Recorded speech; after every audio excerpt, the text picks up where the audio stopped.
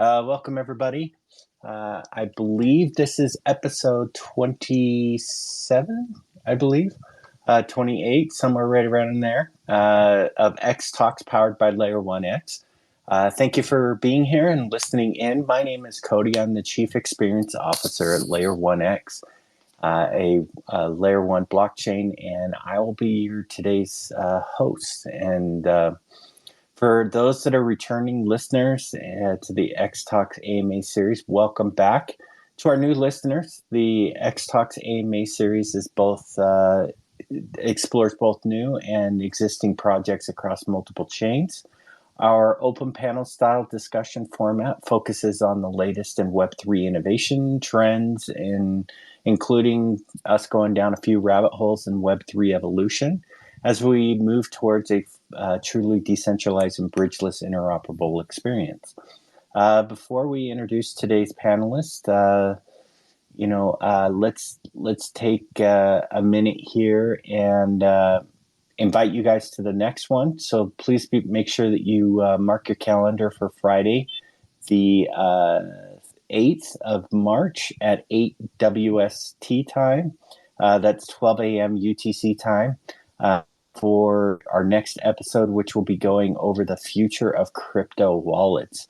For some of those that are in our community know that that's kind of a close to my heart kind of topic. And so I'm excited to be diving into that one as well. So again, thank you for everybody that is a panelist on today's episode. I think we've got everybody up. Is that correct? Yes, I think we have everyone up. And before we move in, I would just like to remind everyone to use the comment section if you have any sort of questions or suggestions, or if you would like to come up on stage, talk to us, ask questions, stuff like that. Share this with your friends, share on Discord, share on Twitter. Let's get these numbers up. And yeah, let's move forward with this AMA. All right, sounds good.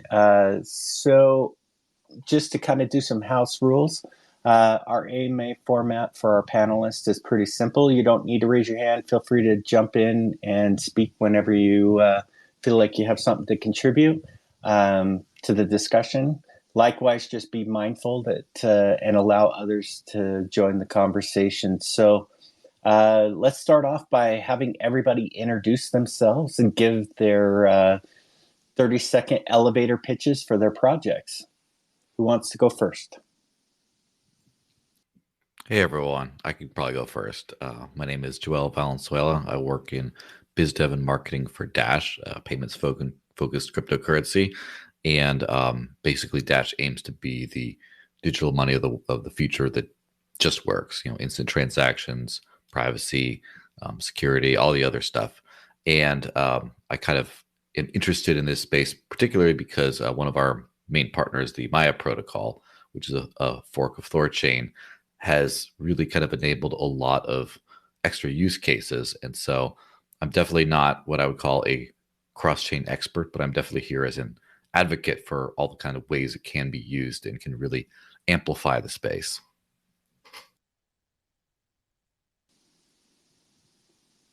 Hey, I'll go next. I'm Will. I do marketing for Web3 projects. I'm also a journalist in AI and Web3. Also do fractional CMO work. Most notably, I just took over as the chief of content for a DeSci project called Cody, if you are Access. speaking, you are on mute. No, I can hear him. Oh Oh yeah, yeah, I guess it's we just might me. be getting I might be getting rugged. I'll keep the intro short. So basically, I'm here today to learn from some of you experts. I'm very unsophisticated when it comes to bridging and swapping. Usually, I just do it through the third party add-on that I have in MetaMask, which it sucks. Like I always worried about security. The slippage is ridiculous. So I know there are better ways out there. So let's get into it. Hey guys, I can go next. Great to be here. My name is Vivek, CEO at Swing. We are a crypto liquidity router. Essentially, what we're doing is we aggregate all major cross-chain bridges, DEXs, aggregators, even staking DeFi protocols as well, and help our teams move liquidity from one chain to another and help them onboard liquidity into the space. I think the biggest thing in the space, I think, is if you're a protocol on Ethereum, you don't really have liquidity concerns, lots of users, lots of volume. But if you're a protocol on a non-Ethereum chain, bringing liquidity over to your protocol sometimes is kind of a process full of friction. And so, yeah, excited to be here and dig into more of these details.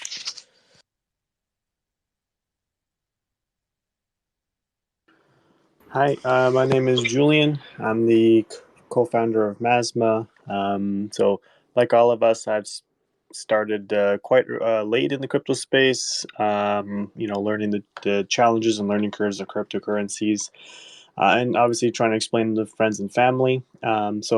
As working as a product manager for the last 5 years, I met my co-founder Mitri, who has decades of experience building mass unicorn companies like Spotify and Autodesk as the principal and staff engineer. So we kind of got together and identified that Web3 was not easy to use without hours of learning and mistakes. So we actually decided to solve that problem by delivering a familiar everything app that has a very familiar user experience.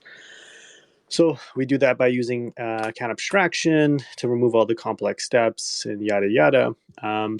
Basically an easy way to kind of imagine Masma is a PayPal mixed with a Venmo, MetaMask, CoinMarketCap, and a Twitter, all merged together to deliver everything you'd need in one user experience. So happy to be here and talk about cross chain because we do actually use a lot of cross chain in Masma. Hi, I am Karthik from Ghana Labs. So we are a cross-chain aggregator. So we aggregate pools and dexes across multiple chains, and we also aggregate multiple bridges like Wormhole, Layer Zero, and CCTP and others. So our specialty is cross-chain aggregation across EVMs and non-EVMs like Aptos, Solana, and Sui. So the liquidity lies mainly on the EVMs at this point of time. So we help the smaller chains, the non-EVM chains, in moving liquidity across.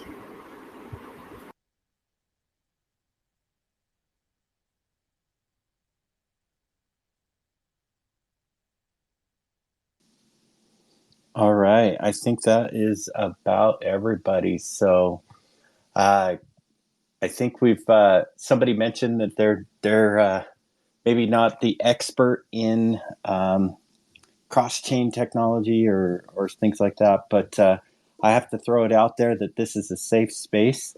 I don't think that there is any expert out there when it comes to Web3 technology and innovation because we are the ones writing the book for this. So any contribution is welcome, and so let's dive in. I think we've got a great group of panelists today to talk about our subject, which is the capabilities of cross-chain swaps.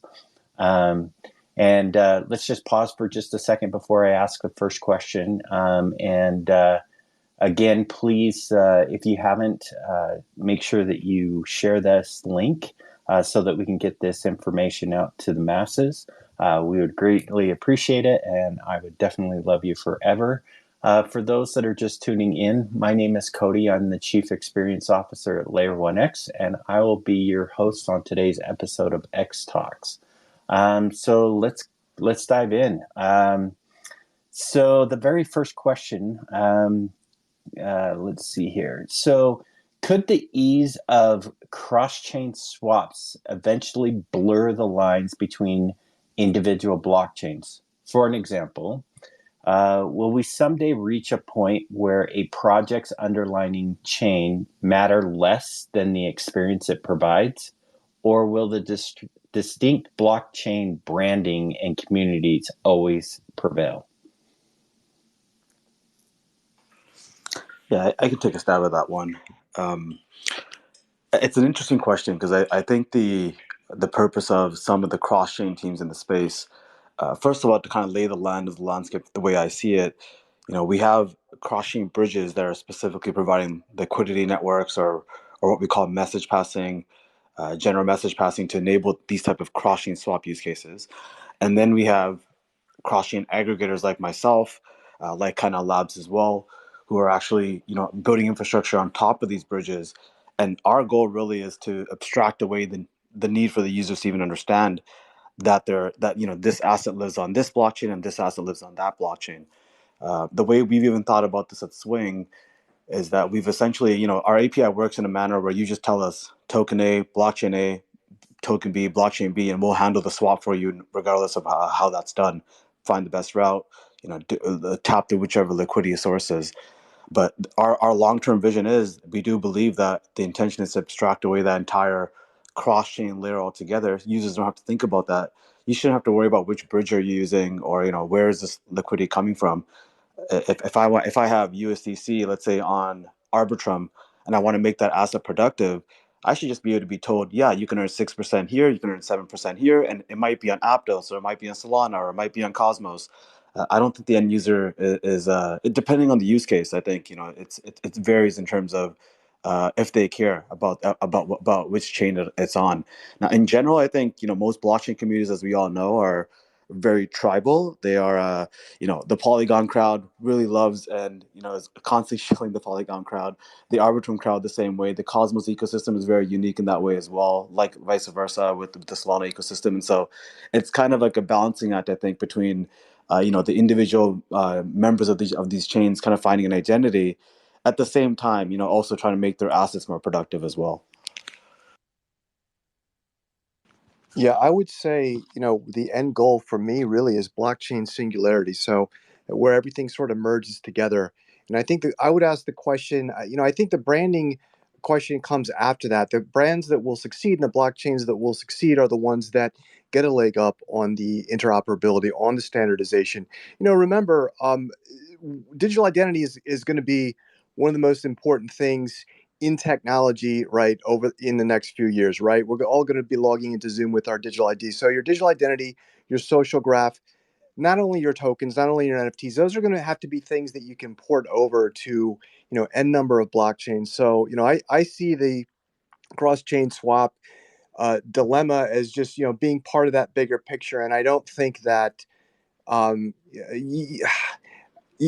I don't think that we're at the point now where brands are going to lose their differentiated value or their communities. That's still going to stay, but the brands that will survive are the ones that are going to be able to let people just port their whole lives from one chain to another.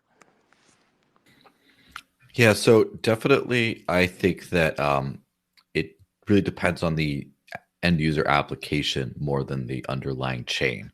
Where right now, I think that we do have a lot of on-chain tribalism because a lot of people, if we're being super frank, the overwhelming use case for crypto that's used today is speculation, and so people like to buy their token. They like to see the little logo next to it. They like their project to go up. And when they actually use the chain, that's almost like a secondary thing. Now, in the future, people just use what they're using. So I don't think that anyone will really know if they're using Tether on Tron or on Polygon or USDC on AVAX or whatever it is.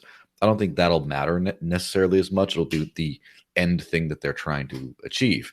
And of course, anytime you have to do any sort of cross-chain swaps or anything like that or bridging, you do have two inherent drawbacks, which are a lack of efficiency and I guess a lack of certainty of the actual experience. So, for example, if you're using a low fee chain for whatever use case, and then you end up going back and forth across a few different blockchains, maybe you start dipping into some high fee or high latency territory, and then all of a sudden your guaranteed experience isn't necessarily as good. So I definitely think that things always run smoother if you're mostly focusing on one chain at a time for a specific use case. But then, of course, bridging kind of makes it easier to not run into roadblocks for other things. So basically, I think that you'll have a lot of apps and major use cases where people are using just one chain for the majority of the time, and then they relatively seamlessly bridge in and out to other ecosystems when they sort of change apps, for example. So this is a problem that we're actually working on at Masma. I wanted to basically obfuscate all of this and make it like, just like a traditional, centralized exchange, right? So on a centralized exchange, I mean, they're all these tokens are on the same app, and no one really knows what chain they're specifically on, and you just kind of buy and sell.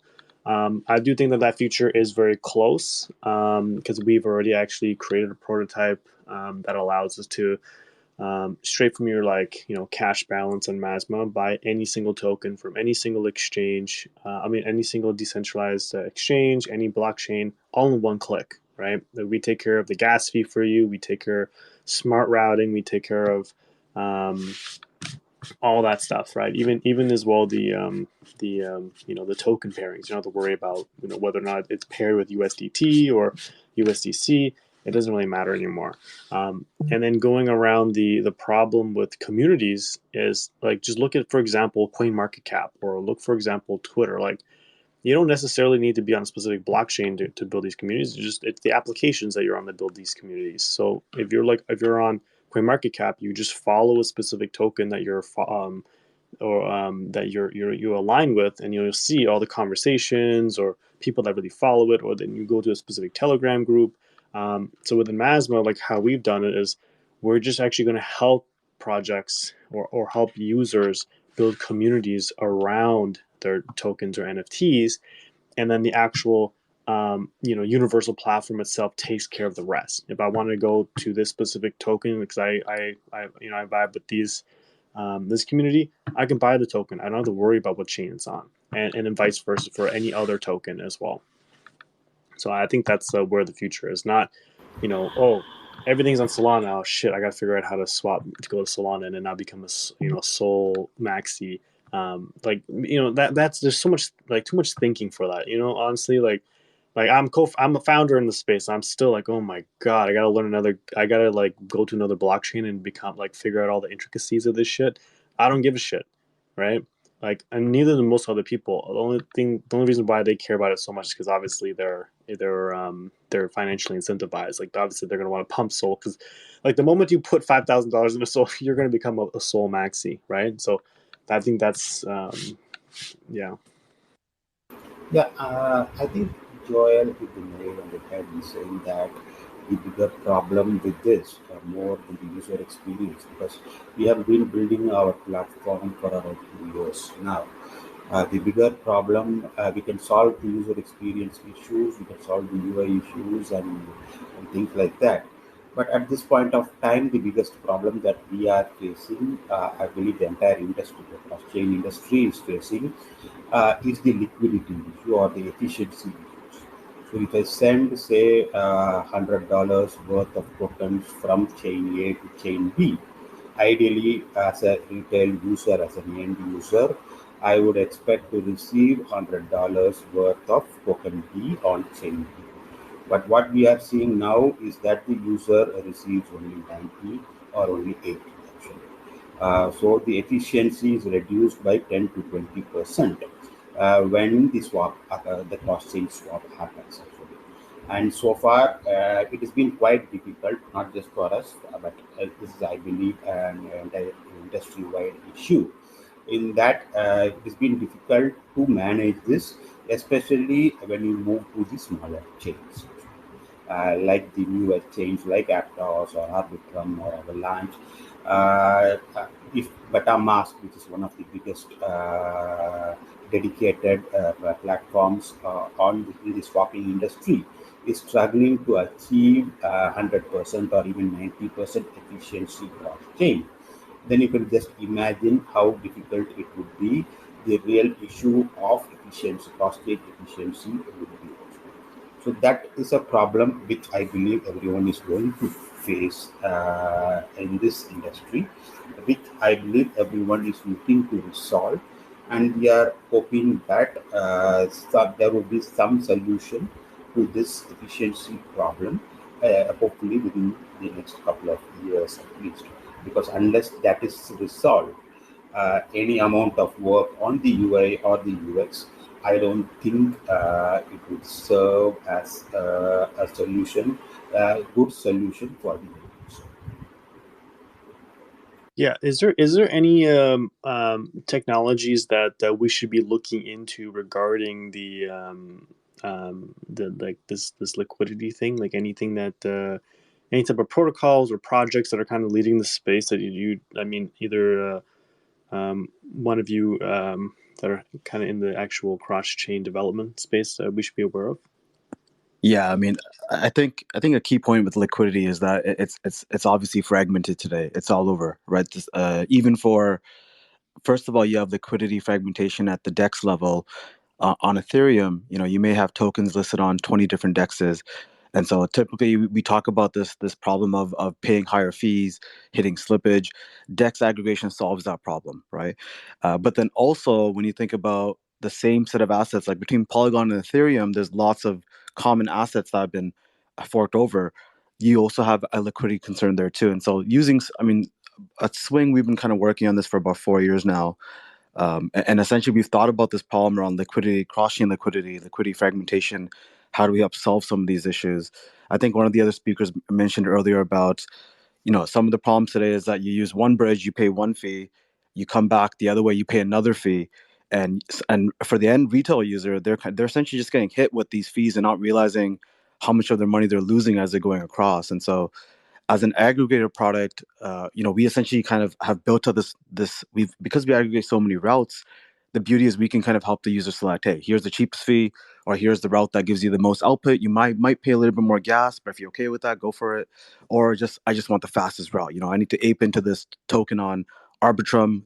The yield from is about to take off. I just want to get there as fast as possible. And so, depending on the type of preference of the route you're looking for, there's ways to do this. And we're not the only ones doing this. There's lots of players in the space. I think, the Bitcoin narrative has been really kind of really popular recently as well. A lot of, especially with Bitcoin DeFi kind of taking off, there's a lot of kind of opportunity on that side as well. But I don't know if that answers your question, Julian, or if there's something specific you're looking for.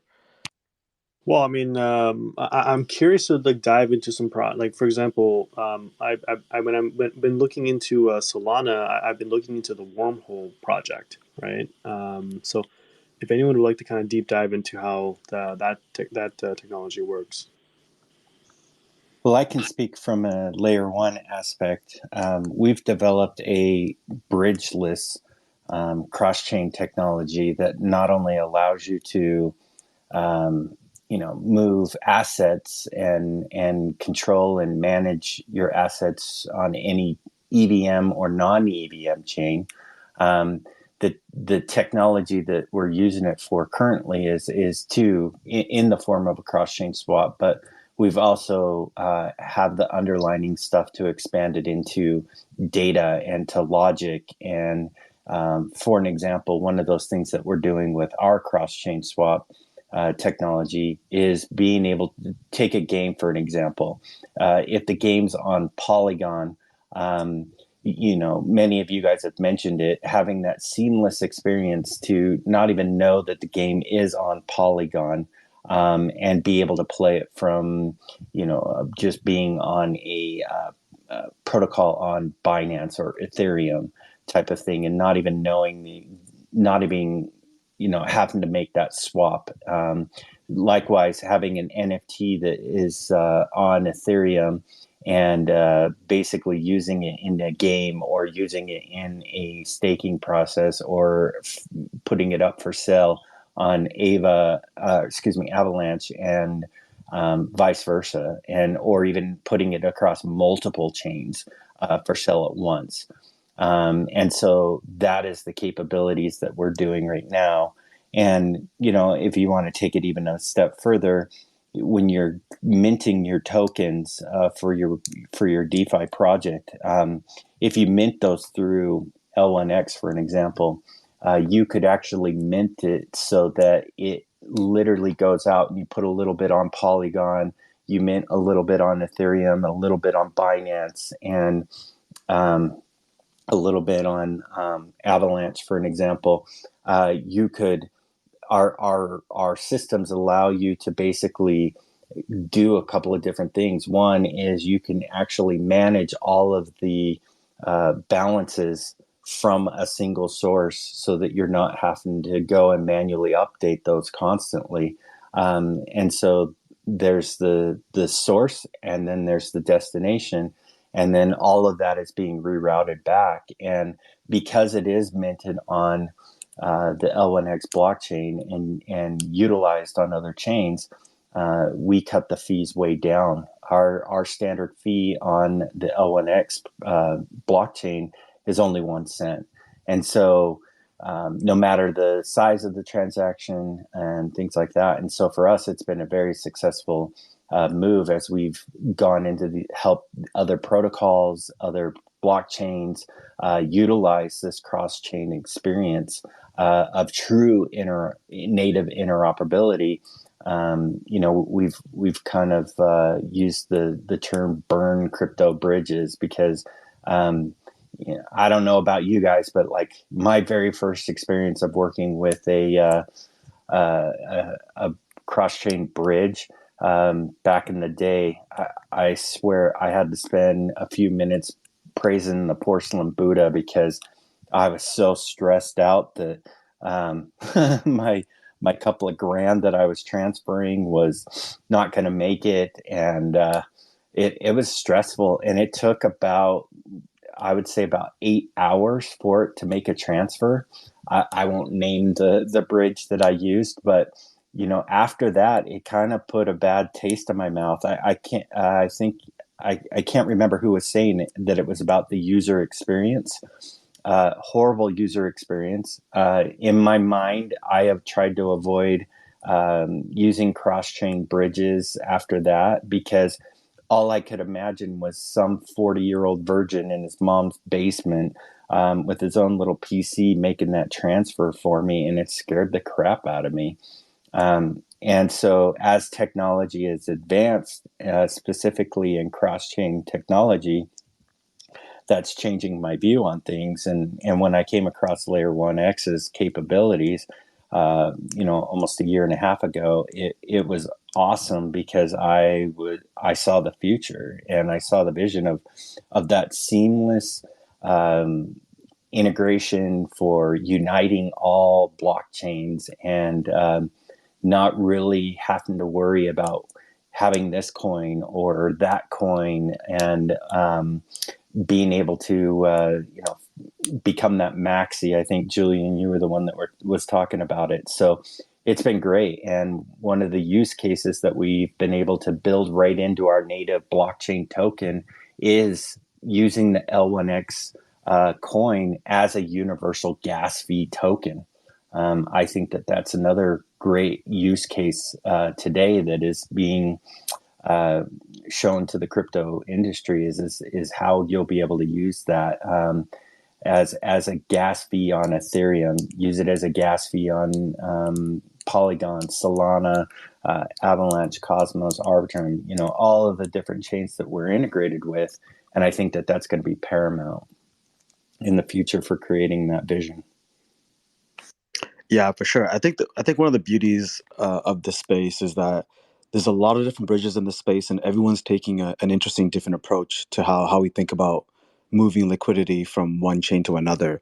Going back to your question about like wormhole, so if you want to bridge between Ethereum and Solana, what we call EVM to SVM, there's a few bridges that offer this route. Wormhole is one of them. D-Bridge is another one as well.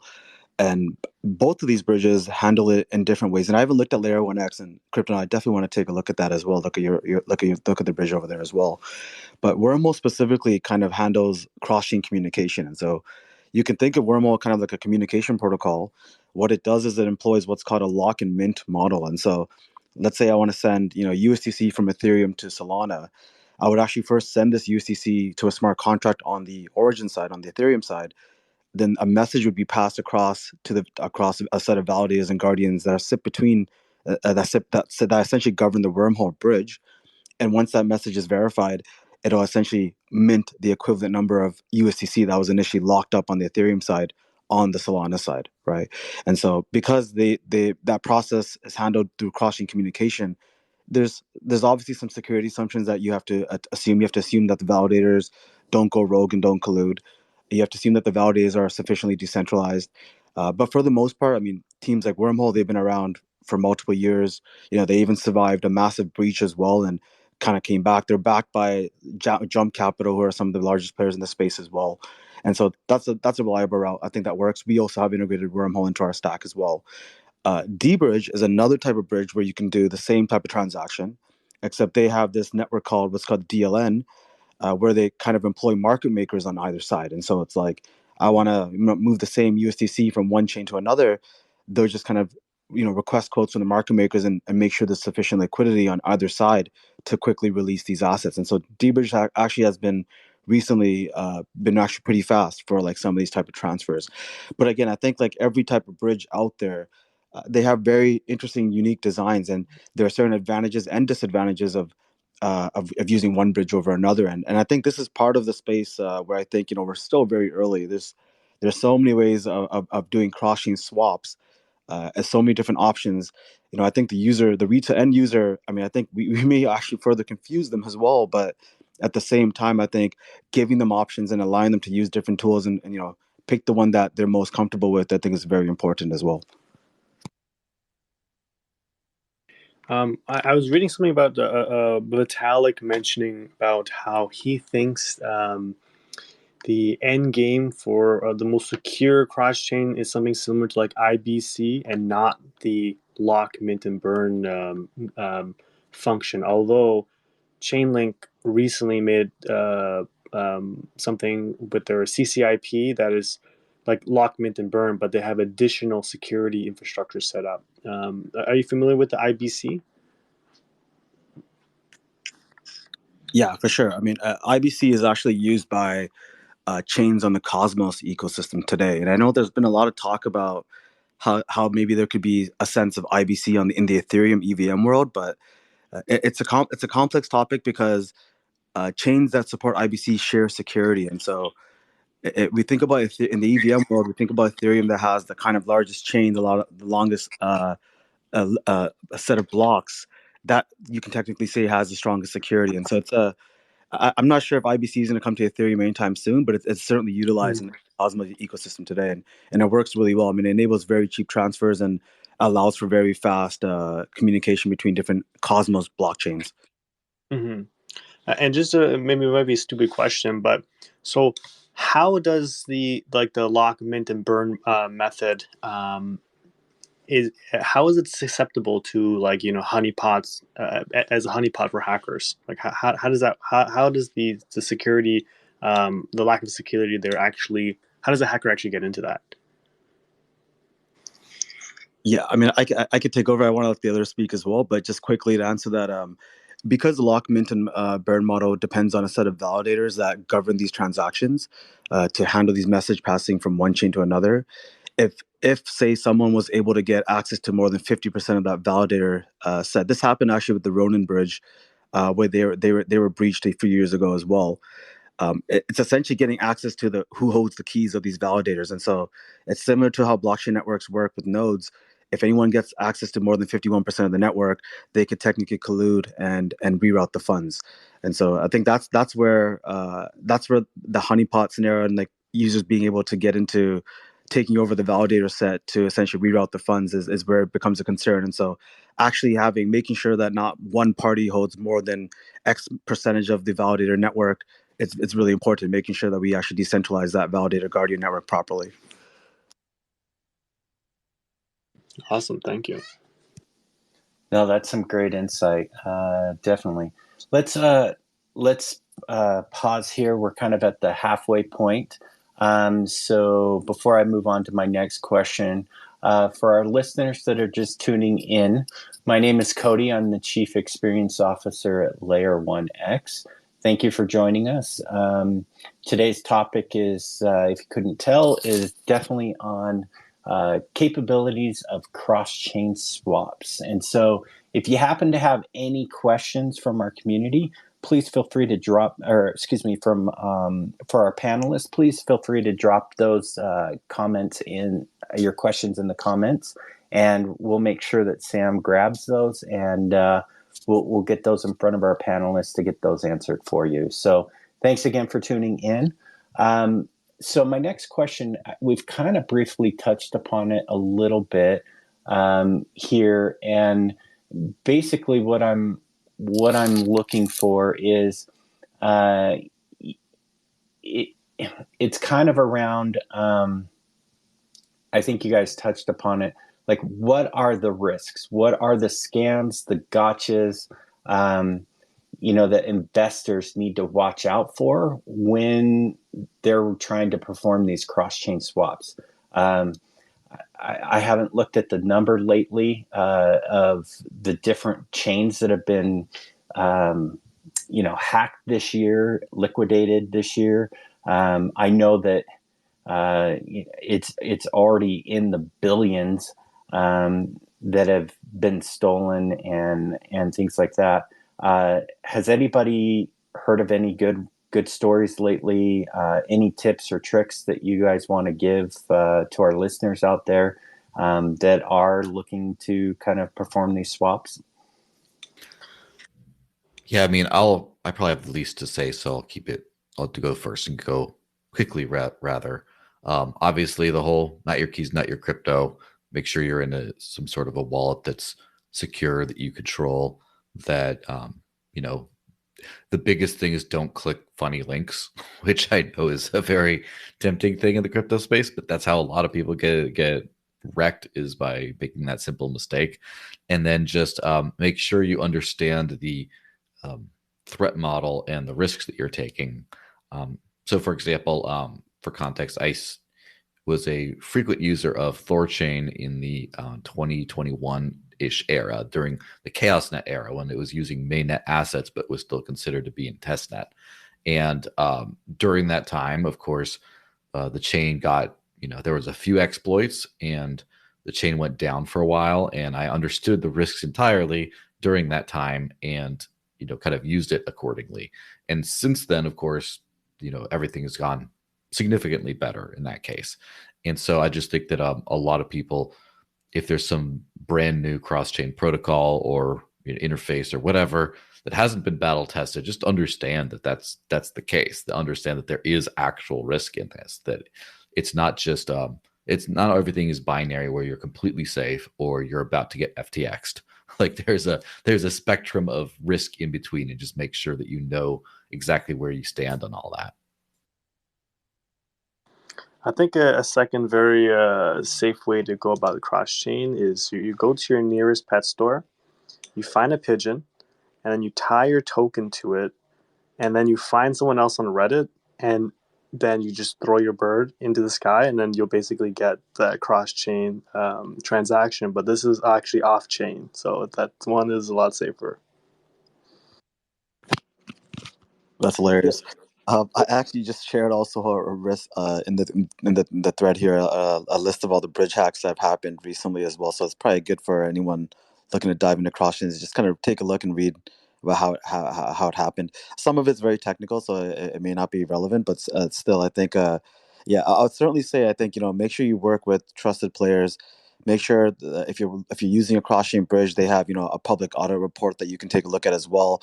There's clear conviction that there's teams that are building on top of this bridge. There's clear conviction that the liquidity is what they say it is. There are scenarios with the multi-chain bridge a few years ago, and multi-chain bridge was kind of the early movers in the bridge space as well. It definitely helped pioneer some of the design in the space. But what happened was that because multi-chain kind of took all their assets, and if you started with USDC on one chain, if you went to, let's say, Phantom chain, that USDC became any USDC, and so it was a wrapped version of that USDC. But the problem was there was no liquidity sometimes for these wrapped any tokens, any USDC or any FTM or whatever the token was. And so that was a scenario where, like, you essentially were kind of in this gridlock scenario where I want to bridge over to this blockchain because I wanted to, provide yield or buy some NFT or perform some sort of swap, but I couldn't. That any X token, there was no liquidity for it at all, and so all you could do is essentially just bridge it back to your origin chain, spend a bunch of gas dollars for to do nothing essentially. And so that problem eventually was solved, and they actually moved away from that model altogether. But yeah, I think understanding that, making sure that you understand the end-to-end transaction, and honestly, if you use tools like Swing, like, you don't have to worry about these things. We totally abstract all this stuff away for you. We actually check liquidity pools before you even start a transfer to make sure that you actually end up with what you're looking for. But still, it's a huge space. So there's a lot of confusion out there. Yeah, many I people don't think realize how many hacks, percentage wise happen on bridges, right? Wrapping, bridging, it's a huge number. I know, like the multi-chain security breach was really big last summer. That was, I don't know how many million, 50 million or something. I'll tell you what my hack is, to get around it, is to have a circle of trust, what I call my my private OTC, which is call up a friend. And I did it today. I needed a couple BNB to get a transaction done. So I said, hey, I'll send you some Ethereum. You send me some BNB coin, and it worked beautifully. And like I said, I'm not the most sophisticated guy when it comes to bridging tokens. I didn't want to do it in MetaMask. MetaMask wanted to charge me like $125 just for a simple transaction to bridge this. So that's my workaround. Build that circle of trust. I think the simple rule of thumb would be that the more decentralized the underlying solution is, the more transparent the underlying solution is, the more secure it is likely to be. Actually, I think that is the very simple rule of thumb over here. If you notice all the hacks that have happened over the years, not just in the cross-chain space, but in general, they are due mainly to the reason that the assets have been centralized into single contracts, single nodes, or things like that. So that becomes automatically becomes a honeypot for the hackers as such. So the more decentralized solutions that you look out for, which I believe, firmly believe that is the cornerstone of blockchains as such, because one of the biggest cornerstones of blockchain is decentralization. So, but people always tend to move towards a centralized exchange or a centralized solution for all their needs. So, I believe the more decentralized solutions you look out for, the more safer you can be. Yeah, I totally echo that for sure. I think that's absolutely right. You do want to go with decentralized solutions. Now, there's obviously trade-offs as well. Typically, more decentralized solutions are a little slower. There's kind of longer security proofs that need to occur. But it's a trade-off. I mean, it depends on the use case and what the end customer is looking to do. So yeah, definitely centralized versus decentralized bridges, I think, is a huge topic for sure. A question for you, mostly about your project. What differentiates Swing versus Squid Router or OX protocol? Yeah, great question. So fundamentally, the three of us are a little different. So Squid Router is a routing protocol built on top of one bridge, Axelar, which is their core partner, bridge partner. Swing is built on top of 12 bridges, Axelar, Celer, Synapse, you name it, all the major bridges. 0x protocol is a DEX aggregator, and so that's actually a partner that we're actually planning to integrate. They primarily aggregate DEXs on different chains, single chain swaps is kind of what they focus on. So we would, if you think about what a cross chain aggregator like Swing is, if you want to perform, and I'll just maybe walk through an example very quickly. Let's say you want to swap Matic on Polygon for ETH on Arbitrum, for example. We would use something like 0x on the Polygon side to swap that Matic into, let's say, USDC. We would then, broadcast that to 12 plus bridges and say, hey, one of you guys give us your best quote to move that USDC from Polygon to Arbitrum. In Squid's case, they rely solely on Axelar to do this. And I think Axelar is one of the forefront, one of the major teams here in the space as well. But the reason why we kind of went down the aggregator model is because if you're a protocol team that's built on top of one bridge, or let's say you're a DEX that's connected to one bridge, if that bridge is exploited, your protocol is vulnerable now. With Swing, we've built this in a way where you can be connected to 7 bridges at the same time, and if one bridge gets exploited, you can immediately log into our backend dashboard, what we call the Swing platform, and turn off that bridge right away, so you can stop any further vulnerabilities. So now going back to the example, you're starting with Matic on Polygon, you want to get ETH on Arbitrum. So we'll use 0x on the Polygon side to swap that Matic into USDC, find the best bridge of the 12 bridges that we support. Axelar is one of them. to then bridge it across from Polygon to Arbitrum. And then again, we could use something like 1inch or 0x or Paraswap on DEX aggregators to then swap it from that USDC into the ETH on Arbitrum and then deliver that into the user's MetaMask wallet or whichever wallet they're using. We support a ton of them. But yeah, that's kind of the core difference there. Amazing. I would love to definitely connect with you. I did send you a follow. Absolutely. And, yeah, because definitely that's something that we're going through with Masma right now, and then we're playing around with our own cross chain smart contract deployers and all this crap. But ultimately, to achieve that universal user experience, like this technical side is definitely something I need to really get down pat. Happy to. Oh, that's great. William, it sounds like you need to get some L1X coins so that you don't run into that gas fee problem down the road again. I know. Exactly. So, there were a good couple of points that were brought up there. One of those being fees. If we take, let's just be honest.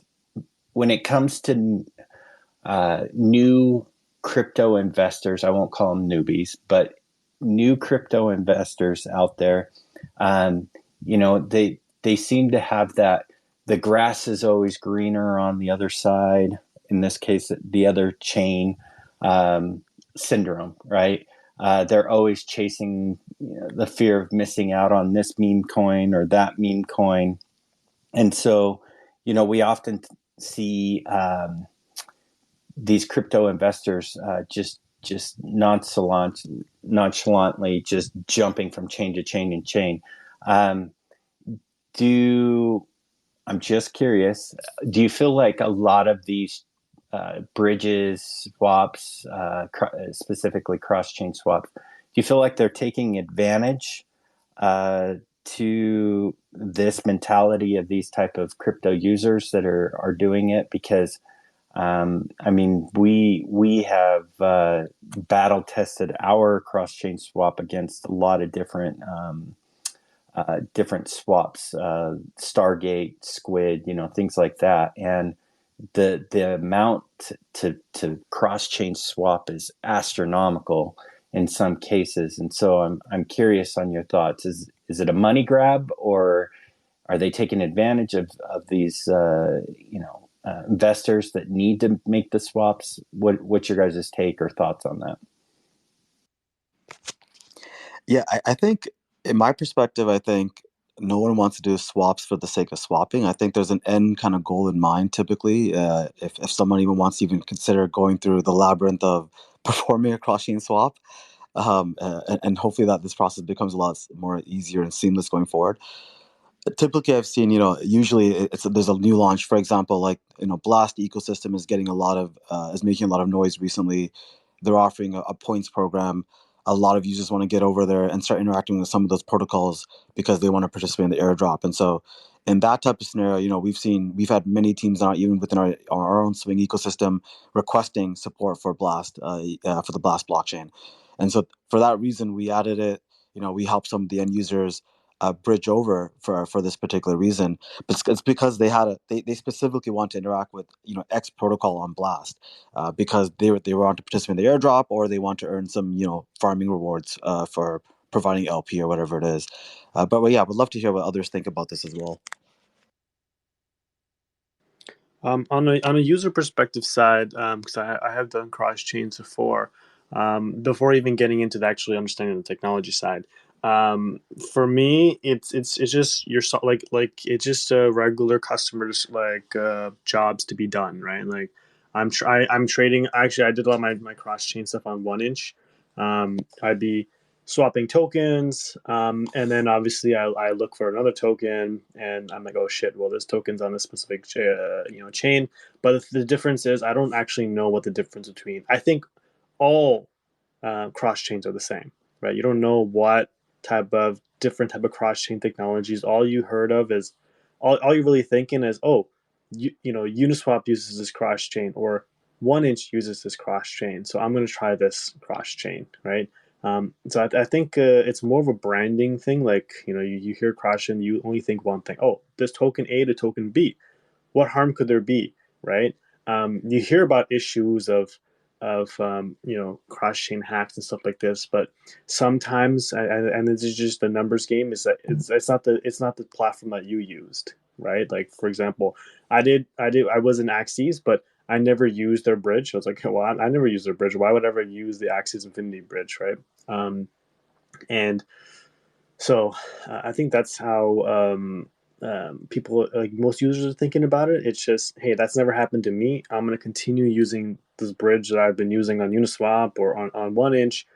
No issues for me. Actually, I had a great experience actually using the 1inch bridge. I just transferred all my funds to USDC, went from USDC on, I think it was like on Ethereum to Arbitrum, and then boom, like that was pretty nice. The thing I did have to figure out though, which I think some people might get like screwed over, is if you swap.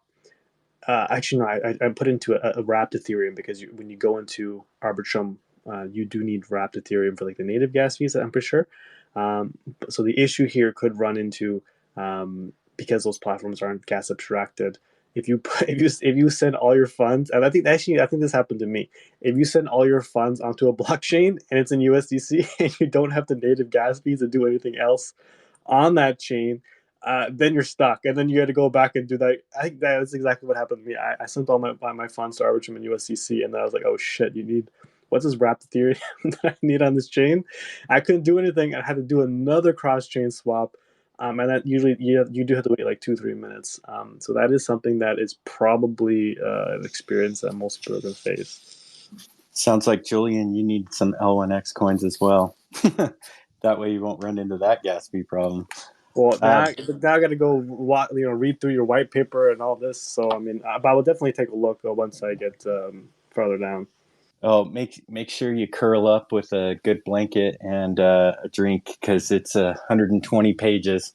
Bruh. It's intense. Our founder, he is a very brilliant man, and definitely it's a page turner. Let's just put it that way. So if you love diving into the technical aspects of it, definitely go. One kind of thing that we're coming up on time, and I have one last question, but I do want to point out one thing. For us with our cross chain swap technology, we're not here to compete. We are definitely here to allow other protocols, projects, and specifically blockchains as well to utilize our cross chain technology. I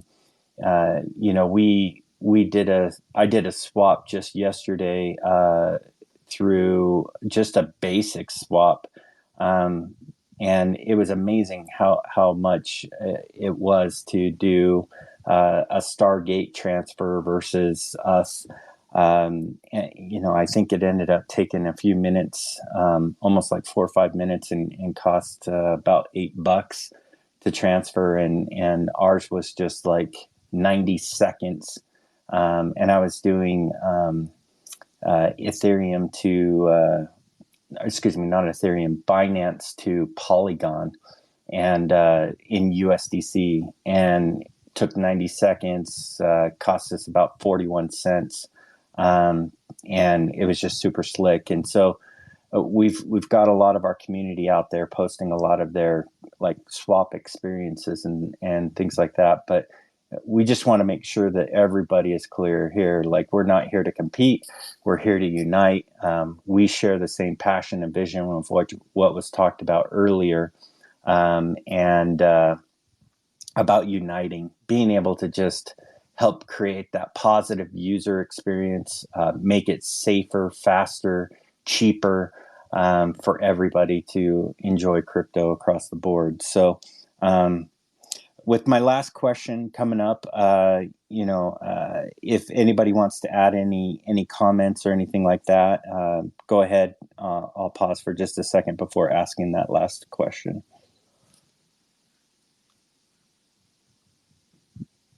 No takers? All right. Well, my last question is a hard one, I guess, but I think a couple of you guys have alluded to it, but if you've followed us, you've probably heard or seen about our tweets about our L1X swap. Has anybody on this panel tried it so far? I'm curious. I have not, but you have definitely piqued my interest. I'm definitely going to take a look at it. Perfect. Nope, have Perfect. not yet. I highly encourage you guys to try it. We had a VC firm. I was just on a phone call last night, and they work with a lot of different projects, big name projects. A lot of you guys have heard, but I don't feel like name dropping because I don't feel like picking them up. But they were quite impressed with it and how seamless it was. So I would love. We're still kind of in beta with it. Our launch is happening on April 2nd. Our TGE, and so there are limited amounts that you can swap on there for the present moment. Like I said, we're in beta, but I would love to get your expertise and feedback on it. So if you wouldn't mind trying it for us, and then just DMing us and letting us know your thoughts and feedback, and likewise, if you guys are interested in utilizing this technology, we are all for it and would love to partner with you guys in your projects to help bring true native bridgeless interoperability to your guys' projects. So yeah, so with that, I think you guys have definitely deserved a good little exit in outro, I guess you could say. So thank you for joining us. If you guys want to take 30 seconds again and just kind of remind the listeners about your project, how they can find out more information about you guys and what you're doing to innovate the Web3 space, go for it. The time to shill is right now. All right. Well, Bitcoin is one rice hair away from all-time high, so that's a bonus for the end of the call as well. Hey, I'll show real quick. So I have several clients, but the biggest project I'm working on right now is in decentralized science. Check out Axon DAO. We are changing the landscape to make science great again, so it's not owned and driven by corporate interests and big pharma. It's my show. Yeah, I think jumping quick as well. Would love to see more spaces like this, even talking about cross-chain staking, cross-chain liquidity deposits. These are also areas that we can certainly help with as well. Again, my name is Vivek, founder, CEO of Swing. We work with about 50 different B2B developer teams in the space, helping them with cross-chain use cases. If you're looking for a cross-chain strategy, please hit us up. You can follow us at swing_XYZ on Twitter, or just DM me or follow me as well. Happy to connect. Thanks a lot, guys, for the spaces. Thanks a lot, guys, for the spaces as well. So we are Kana Labs. If you are a retail user looking to do a cross-chain swap, you can visit us at kanalabs.io. If you are a business looking to incorporate cross-chain swaps into your platforms, you can reach us out as well. So thanks for having us on this call, on this space. Looking forward to more such ones. Hey, yeah. So once again, I work with Dash, which is the premier cryptocurrency for payments, for digital money, for actually using it to live off of it. I closed my bank account in 2016 and have been using Dash as my daily money ever since, which is coming up on 8 years now. So that's cool. Definitely follow me here at the Desert Links. Follow at Dash Pay on X here. For all the cool stuff we're doing, and dash.org is the website. And we're definitely anticipating a very significant release this year and a significant growth in user base. So we're working very hard towards that. And just all I could say is watch us. It's going to be a great ride. I'll throw in my 12-second pitch. If you're sick of using so many different applications for Web3, definitely give me a follow. We're going to be launching Masma during this bull, and it'll be replacing all of your solutions. We're going to be working with the best of the best to deliver you the best user experience ever seen. We're going to make Web3 known for user experience. Thank you.